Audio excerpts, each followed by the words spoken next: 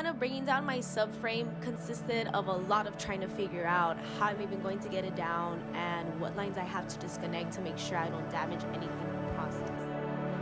In my opinion, the brake line is essential to remove first before anything else gets worked on. And just a heads up, you will need to remove your parking brake parts completely before getting to that line.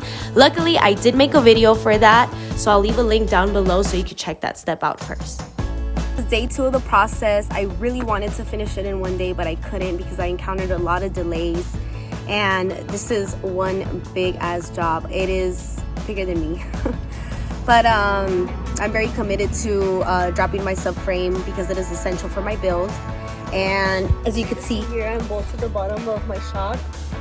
And then I am bolted, so this line right here, which is the parking brake line, the e-brake.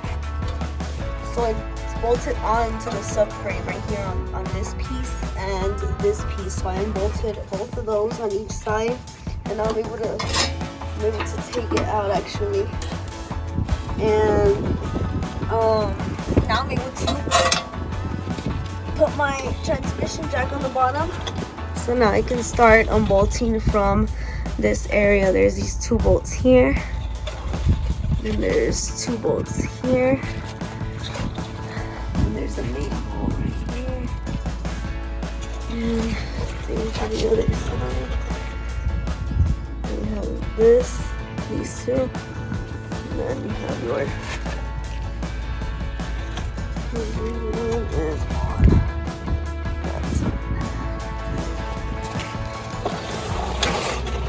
wish me luck.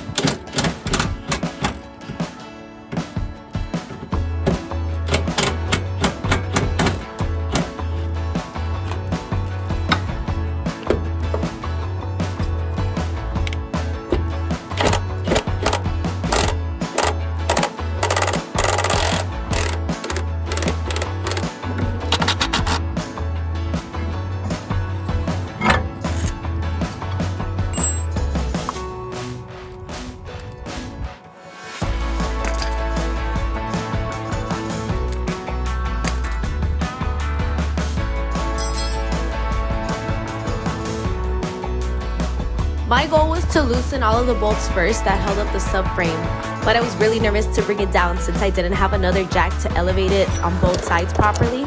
So I put back the rotors, brakes, and wheels to make sure that it was a bit safer when it comes down.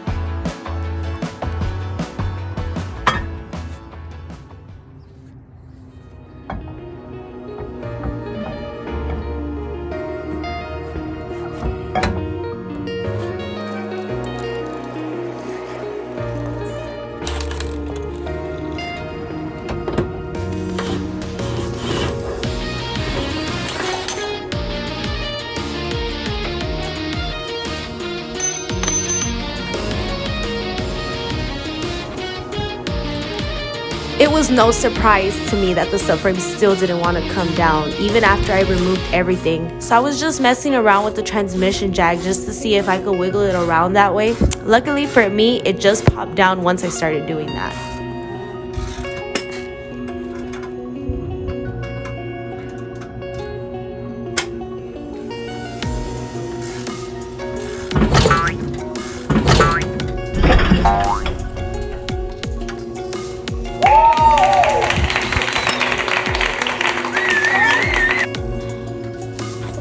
Guys, it popped out finally.